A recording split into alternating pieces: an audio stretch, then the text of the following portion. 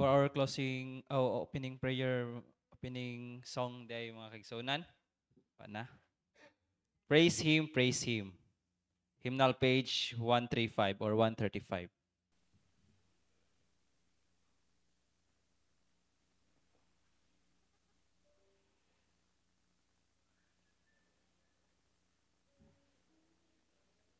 Manindog ta mga kaigsunan para sa to ang opening song.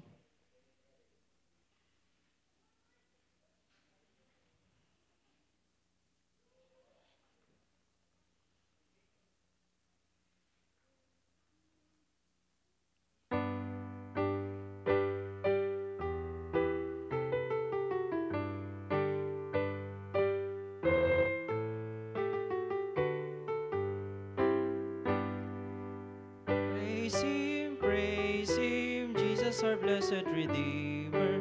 Sing, O earth, His wonderful love proclaim. Hail Him, glory, strength, and honor give to His holy name. Like a shepherd, Jesus will guard His children. In His arm He carries them all day long. Praise Him, tell of His excellent greatness. Praise Him, ever in joyful song. Praise Him, blessed Redeemer. For our sin He suffered and bled and died. He our rock, our hope of eternal salvation. Hail Him, Jesus the crucified. Sound His praises, Jesus who bore our sorrows. Love unbounded, wonderful, deep and strong. Praise Him, tell of His excellent greatness. Praise Him, ever in joyful song. Praise Him, Jesus our blessed Redeemer. Heavenly portals, loud with hosannas ring. Jesus, Savior, reigneth forever and ever. Crown Him, prophet and priest and king.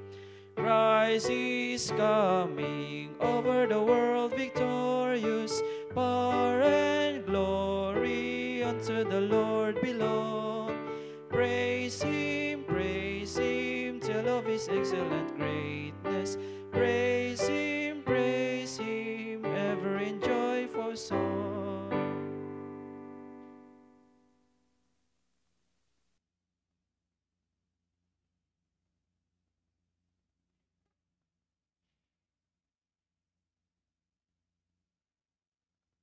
Mag-aampo ta makaigsunan, magalod ta.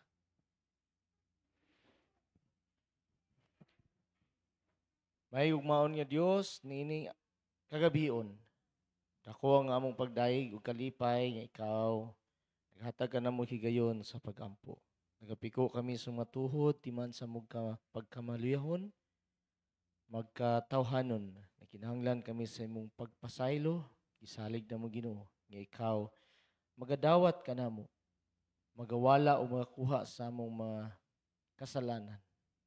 Aron ang among mga pagampo karon imong madawat ug kaming tanan imong maangkon imong mga anak ug andam ikaw ang magatubag magapaminaw sa matag usa ka namo. O Dios, among gusto nga ikaw magagiya ka namo karon. Hatag ka namo kaalam sa pagsabot sa imong mga pulong sa mga mensahe nga among madunggan nga makahatag kanamo og kadasig labi na sa among pagkinabuhi nga mainampuon. Ihatag kanamo o Dios ang imong presensya ang imong balang espiritu. Kanunay mabatyagan sa mga kasing-kasing aron kami magmaikag ug madasigon pagyud nga magampo dili lang sa karon kundi sa kanunay sa tanang panahon sa among kinabuhi. Naut Lord, ikaw mo tubag sa pagampo, magadawat ka na mo kiton kami nagasalig sa pangalan ni Jesus sa maluluwas. Amen.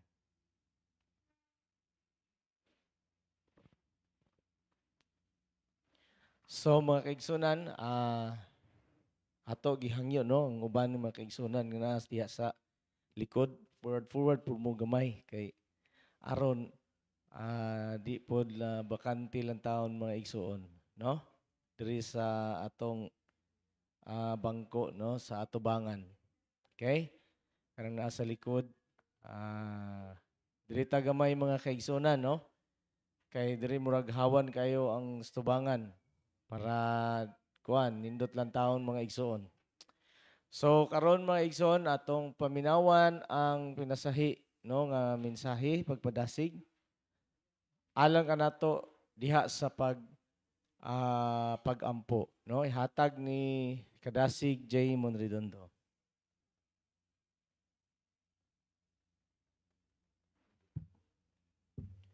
Maayong gabi sa tanan. So, happy 5th day of sa ito ang 10 days of prayer. O maayong gabi sa itong mga kadasig nga viewers karon nga naglantaw sa ito ang live. So, gabi mga kaisonan, kita naminaw or nakabati sa testimonya mahitungod sa unanswered prayer. O dala ni Kadasig Daniel Binordin. So karon mga kaigsunan, indot na sad ang testimonya nga ato ang mapamatian karon mga kaigsunan. So giuluhan kini mga kaigsunan o mga kadasig, hallowed be your name. So kani nga sentence mga kaigsunan, ay no nga familiar kita ani. Kay nani sa the Lord's Prayer. Our Father in heaven, hallowed be your name. So, thy kingdom come. So, muna ang kaigsunan, no, mga kadasig, ato ning familiar ginato ni mga kaigsunan o mga kadasig. So, ang sintro sa to ang ang testimonya karon mga kadasig, makita niya sa Matthew chapter 5 verse 16. And it says, "Let your light so shine before men, that they may see your good works and glorify your Father in heaven." So, ingon diri mga kaigsunan, one time, the members of a church, together with the pastor, tried to invite the neighbors to some events. Several refused. So gi-invite sa mga kaigsuonan, kauban ang pastor, ang ilang mga aslingan nga mo attend sa unsa nga events, siguro health and Bible seminar or uban pa nga mga events. But ning refuse sila. Ngano siguro mga kaigsunan? Ngano siguro nga ang ilang ipang invite nga para matani sa Ginoo, ngano mang ning balibad. Atong paminawon sa mga kaigsunan, mga kadasig. The pastor asked a few families that he knew about why they did not want to come. In different words, they all said, if Mr. Dili lang nato yung Mr. Blank or kinsa ba dira is a member there, would rather not come. Mao di ay mga kaigsunan. Kung ato ang mga silingan, naa siya kontra sa ato ang simbahan, di na mo adto. Kung kana siya, kani si Mr. For example ako, kung kani si Mr. J, mo adto, dili jud ko. Ngano siguro? Mga kaigsunan. Nganong naamagay mga tao nga negative. Ang ilang lang taon is tao, dili ang Ginoo. Andre mga kadasig. He's not kind or loving. He has no respect or sense of shame. He cheats, abuses pets, and is always angry and rude. Most church members could commiserate. So mo din na mga kadasig o mga kaigsunan. Kay nakita nila nga ang usa ka membro ana nga simbahan walay respeto, walay batasan, sige raog pamunog ug unsa pa dira. Oh. So giingon diri mga kaigsunan, the Lord's Prayer starts with the words, Our Father in heaven. God is not only the God of the universe, but He also has a close, intimate relationship with us. Then it says, Hallowed be your name. The Greek word is not hagios. The Greek word is not hagios, meaning holy, sacred, and worthy. But hagiazo, meaning to sanctify or balaanon. How can we sanctify or make God holy when He is holy? Paul says that we are an open letter read by all people. Makita niya sa 2 Corinthians chapter 3 verse 2. And in 1 Corinthians chapter 4 verse 9, he writes, For we have been made an spectacle to the world. People don't see God. Ang mga tao wala naglantaw sa Ginoo. Labi nag-ato silang invite. Ilang lantawon ang isig katawo. They see us.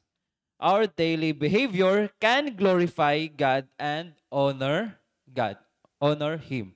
Or it can dishonor His name and misrepresent the church and negatively affect its work. So, mo na mga kadasig o mga kaigsuonan. Unsaon man na kung ang ato ang church mo ang tinuod, kung ang atong batasan layo kayo sa Ginoo.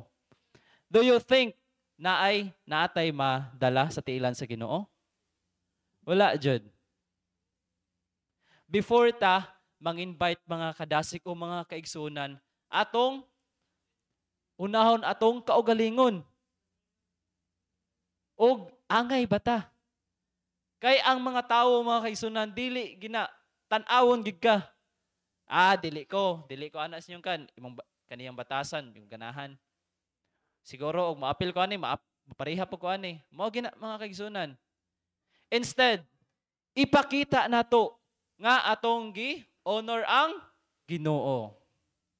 Nga makita sa mga tao nga naatay Kristo sa ato ang kinabuhi, mga kaigsuonan.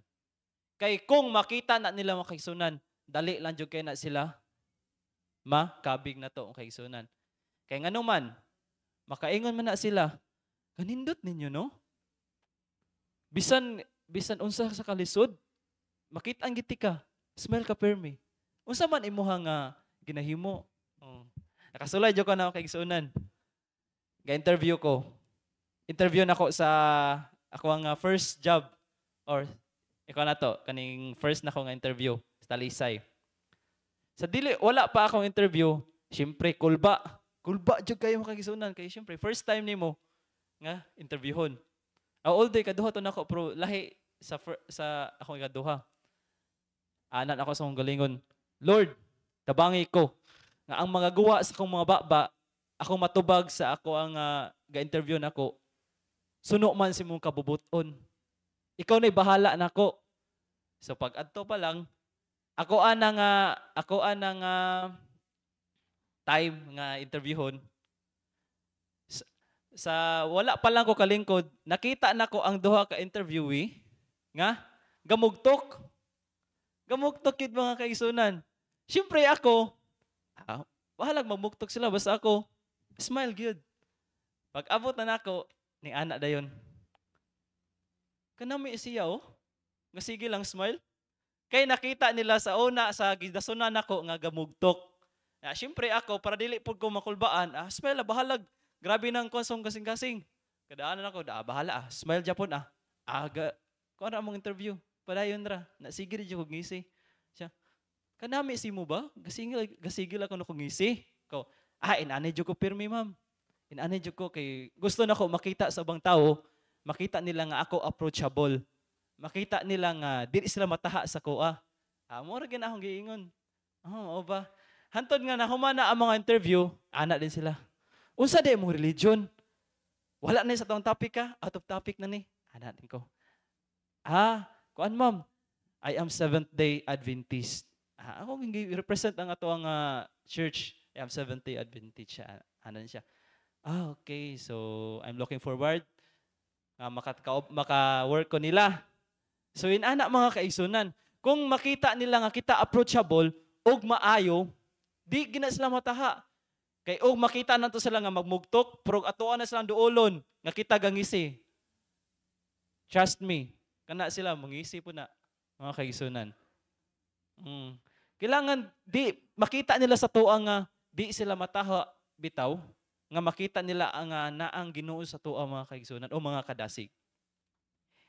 Iyon pa dere. Enter God's presence with praises and then acknowledge Him as your loving Father. Instead of focusing on you and your needs, first focus on God. Unahon ginato pirmi ang Ginoo mga kaigsunan. Sa tanan nato nga ginaobra sa matag adlaw, unahon ginato ang Ginoo. His name and His honor. God would have us seek for those things that will honor His name. In no case are we to glorify ourselves. We should seek God for grace and spiritual blessings, that we may glorify His name in our characters. God is glorified. His name is hallowed. When His children give in their lives a represent of Christ's characters.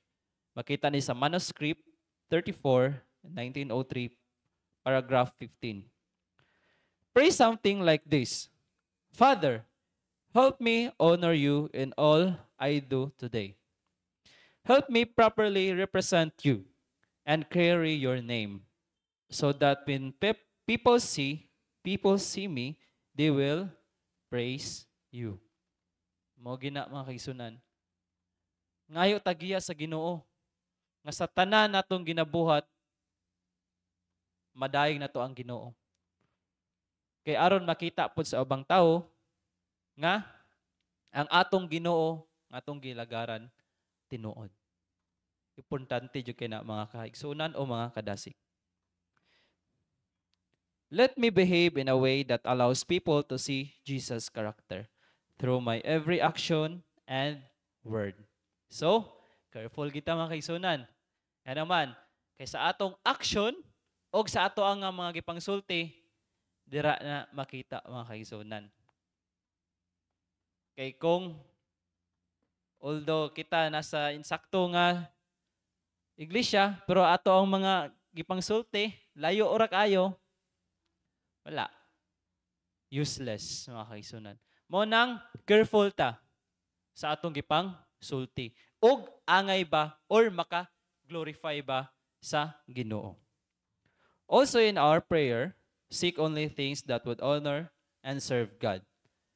1 John 5:14 says that if we ask anything according to His will, He hear us. Mo ginaong kaigsunan. Unahon lang ginato ang Ginoo kay ang atong mga gipang request tubagon gina mga kaigsunan. We must pray in Jesus' name, but that means more than merely saying, in your name. In Bible times, a name represented character. To pray in Jesus' name, is to pray within His will. To ask the things that would represent Him and His characters. In James chapter 4, verse 3, it says, you ask and do not receive, because you ask amiss. To pray in Christ Christ's name means much. It means that we are to accept His character, manifest His spirits, and work His works. Makita sa The Desire of Ages, page 668. Jesus promised to answer our prayer if we ask in His name, within His will, and for something that will glorify and honor God. So makita ni mga kaigsuonan, there is a John 14:3, 14:1, and John 5:14. And when God answers, make sure that you praise and honor Him. Di ginato kalimtan mga kaigsuonan, nga kung tubagon ang atong mga pag-ampo, kailangan daygon og pasalamatan ginato ang Ginoo. We must not take any credits for ourselves. Dili ginato ipasigarbo atong kagalingon. Kay nga naman, makuha na mo na ang posisyon kung wala ang Ginoo. Dili gid makigsunan. Because of the help of God, nakuha na to na. Kay kung sa ato lang kagalingon, dili ginato na makuha or makaya. Satan tries to take God's glory for himself. In humility, thankfully, acknowledge and glorify God through your words, actions, and prayers. Pares nang gibuhat karon nga natay week of prayer, 10 days of prayer. So piniagi ani mga kaigsunan, atoan nagi acknowledge ang Ginoo. When we complain, we give the wrong message about our God. In a way, we say that God is not good. He doesn't care. He doesn't keep His promise. Rejoice always. Bahalag dili tubagon ang ato mga gipang request. Malay mo na aday mas better sa atong gipang request. Kay God knows our future. Kay kana wala niya gitubag, it means dili na para sa imuha. Ug dili gani tubagon, pasalamati ang Ginoo. Kay ang Ginoo naay gi-prepare nga mas better sa imuha nga ampo mga kaigsunan o mga kadasig. Pray, talk, and behave in a way that would honor God. How can we inspire faith when you doubt? How can you ask others to praise God when you complain? Muna mga kaigsunan, unsaon na to pag kuan sa ato ubang tao kung mismo sa tong kagalingon wala ta sa mga requirements sa Ginoo. Kung kita may pagduha-duha gihapon, unsaon siguro nato pagkabig or pagdala sa tiilan sa Ginoo ang ubang tao. Our heartfelt prayer should be, my heavenly loving Father, help me today to talk and act in a way that properly represents you before others. Give me only those things that will honor you and help me use them in a way that serves you. Let me glorify your name today. So mo gina mga kaigsunan, ngayo tagiya sa Ginoo. Nga sa tanan nato gipangbuhat sa matag adlaw, mag-glorify nato ang Ginoo ug makita sa abang tao nga naatay Ginoo kada adlaw sa atoang kinabuhi. Paningkamutan na ito mga kaigsuunan. Always ask God. Because God will help us. Good mga kaigsuunan. So, mo lang na ako nga testimonya karon mga kaigsuunan ug ang Dios magapanalangin kanatong tanan.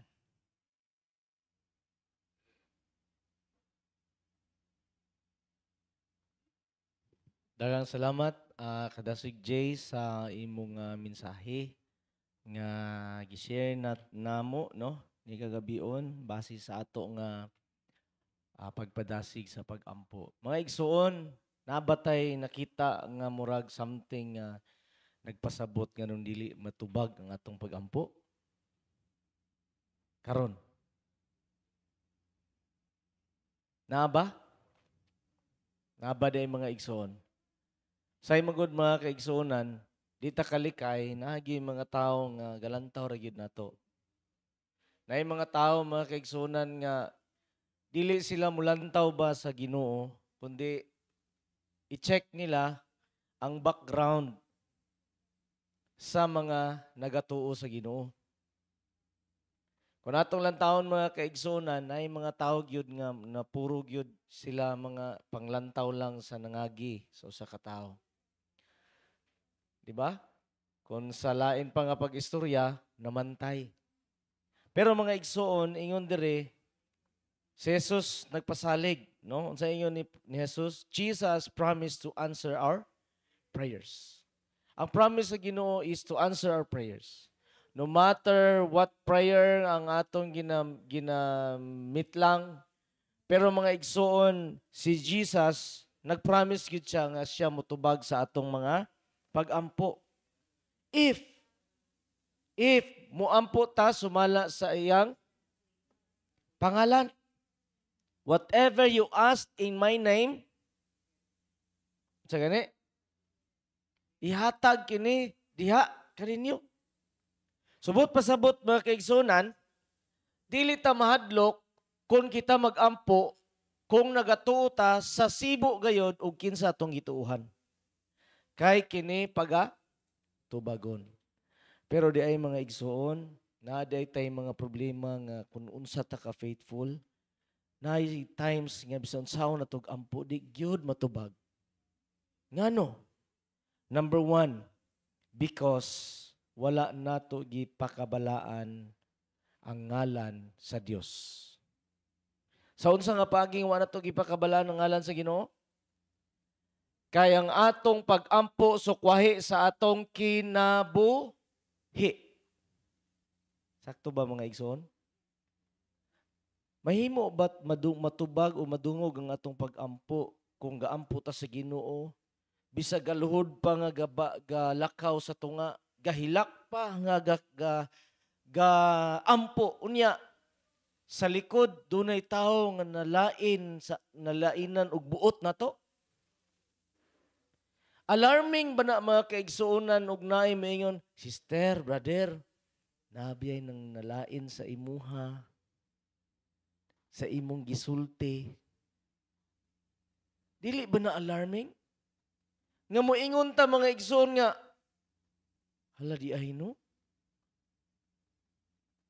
Nag-alagad ko niya, naay nalain ako.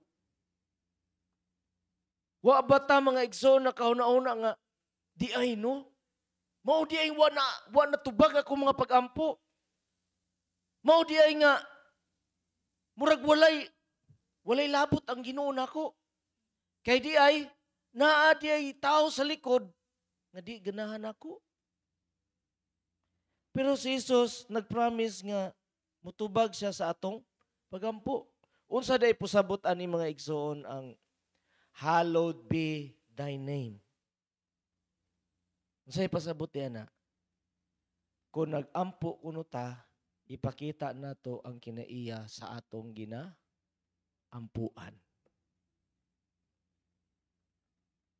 Sakto ba mga igsoon ang atong mensahe karon? Ato gid ay ipakita og kinsa si Kristo sa atong kinabuhi. Kaning tawhana mga igsoon nga grabe isog kayo, patakarag panulti, di magani kabalo magtagad sa mga kaigsuonan, di magay kabalo magtagad sa silingan, wala insaktong relasyon sa uban. Sa panahon nga siya makakita kang Kristo nga unsa di ay kamayo si Kristo sa iyang batasan, mausab siya siyang kinabuhi, maunang panahona mga kaigsuonan, nga unsa? Ang Dios mutubag sa iyang mga pag-ampo, ug unya ang mga tao sa iyang palibot, makuratan, ug moingon, kamaot ang nagbatasan, unya karon na unsa? Nausab man. Pag-usap na nimo mga igsoon, moingon na day nagsilingan. Kanang, day, di ba, sir, ma'am, kanang, unsa na imuhang relihiyon ron? Murag, nausab man ka? Sa una nga, gamayng hikap, maakman? Mahulog ang sagbot sa tapad balay, musinggit man? Mamalikas man, karon nausab man. Giunsa man na nimo? Sa diha mga igsoon nga musulti ka sa imong kaagi, nga maiyong ka nausab ko sa pangalan ni Jesus. Kanang tawhana nimo nga nag-obserbar nimo, maintriga ug kinsa si Jesus sa imong kinabuhi. Di ba mga igsoon? Muna karon, before dayta magampo, i-check na to ang atong kagalingon. Kung unsa ba ang atong pagkinabuhi. Uyon ba sa Ginoo o dili? Basi mga igsoon, naay mga tao nga wa na to nabalaan, nalain na di ay nato. I-recall na to mga kaigsuonan o kinsa sila. Dayon magbag-o na ta sa atong kinabuhi. Nindot na ni mga kaigsuonan no nga makita sa mga tao nga ingon ana naging faithful ka sa Ginoo kay ano nagamping na hinuong ka nga aron di ka makasayop nila. No? Mga batan-on, mas maayo makitaan mo dinhi nga istorya sa tunga. Kay ano, mayon man na sila nga kani bata no maldito biya kani sa una karon grabe maayo naman. Nabag-o naman siya, nausab naman. Subusa mga igsoon, ato nang ikalipay. Atong time alas 8 na. Pero mga kaigsuonan, suno ugma sunda so kanang sugdan nato og sayo, no? Para sayo puta mahuman. So usbon nato mga igsoon ang gibasa ni Brother Jay. Ang atong kinasing-kasing nga pag-ampo mao nga moingon ta ang sa my heavenly loving Father, help me today to talk and act in a way that properly represents you before others. Muday niya to pag-ampo. Tabangan ta niya karon nga makikistorya ta og ang atong pangginawi, ang atong pagtagad sa paagi nga diin ang uban makakita sila kang Kristo, Hesus pinaagi kanato. Give me only those things that will honor you. Mga igsoon, ang atong pag-ampo matubag og sa dili atong himayaon ang Ginoo. Ang Dios ay dapat malipay and help me use them in a way that serves you. Let me glorify your name today. Mayon gitag himayaon ang Ginoo, balaanon ang ngalan sa Ginoo but pasabot maupod ang atong kinabuhi. Kay ug unsa kabalaan ang Ginoo, maupod ang atong pagkabalaan. Muna ingon sa Mateo 10, be perfect as the Lord or as God is perfect. Be holy as the Lord is holy. So muna mga igsoon, the effective prayer for a believer is, mga igsoon, kung kita nagahimo sumala sa kabubuton sa Ginoo ug sumala sa kinaiya sa Dios. Amen? So karon mga kaigsuonan, usbon nato ang paagi sa atong mga pag-ampo. Mag-group ta sa duha gihapon mga kaigsuonan, no? Atong himayaon ang Ginoo sa atong mga pag-ampo. Sugod karon usbon na nato mga igsuon ang atong mga kinaiya kung kita nagaampog nag-alagad sa Ginoo. Aron ang atong mga pag-ampo maunsa matubag. Okay? So gihangyo na ako ang tanan no sa magtigom ta mga kaigsunan, magampo ta by group gihapon. Ang iya sa Lipat-on Church, usarang gihapon sila ka group kay daghan man gyud sila. Ug ang sa Calatrava, no, isa ra gihapon ka group. So dirita sa Calatrava gihapon, diri pod gihapon ang Lipat-on. So ato ni mga igsoon nga hiusahan diha sa pag-ampo. Ang atong mga leaders, please, atong ihangyo sa pagtindog. Diri sa Calatrava Church na si Brother Bibing, na si Brother Nunoy, kisa pa ni diri, na si Papa Aner, na si Sister Ada, no? Nga mag-lead. Napod si Sister Merly o si Sister Melogine. So mga igsoon, maghiusa ta karon diha sa pagampo. Magampo ta.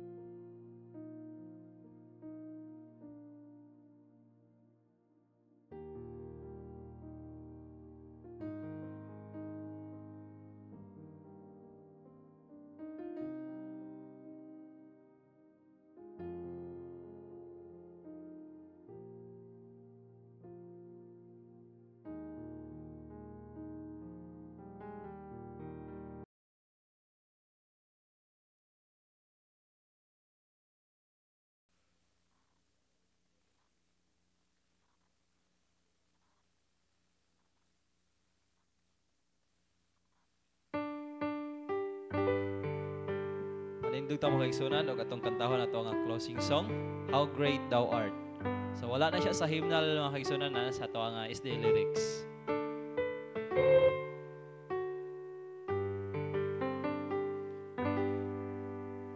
Oh Lord my God, when I in awesome wonder consider all thy words thy hands have made, I see the stars, I hear the rolling thunder, thy power throughout the universe display.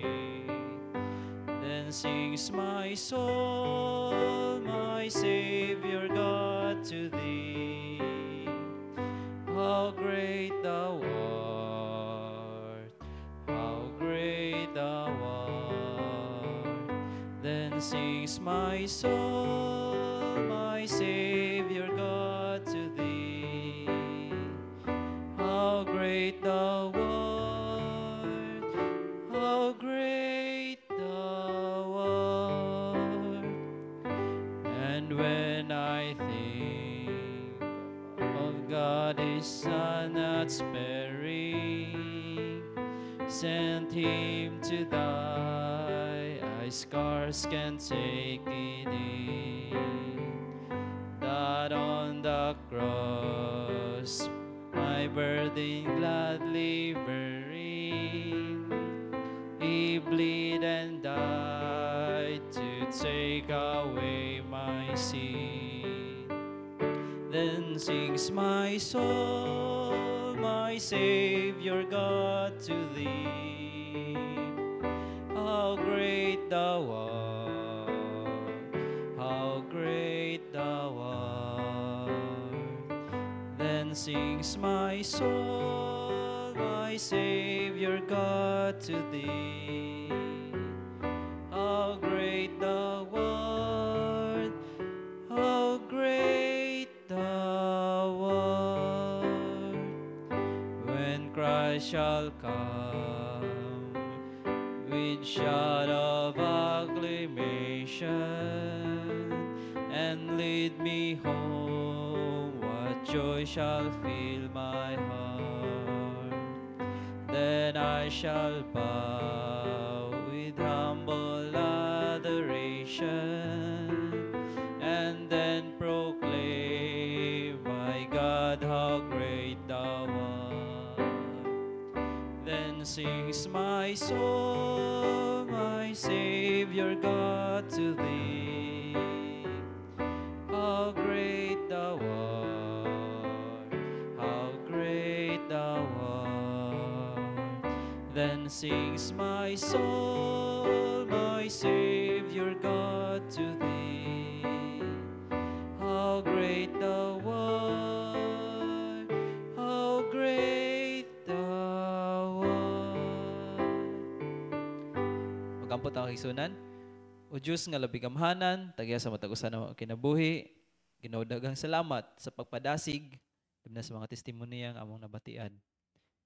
Among gihangyo da kanimo Ginoo, nga ikaw magakunsad sa matag usa kanamo, nga amo nga ma-representar ang imong ikaw sa mga kinabuhi, nga makita sa ubang tawo nga ani ikaw sa matag usa namo kinabuhi.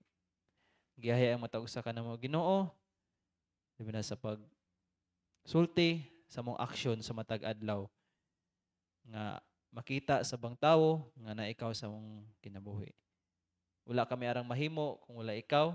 Busa kining tanan mong giampog kipasalamatan pinagi lamang sa imong bugtong anak nga si Ginoong Hesus nga personal nga manuluwas. Amen.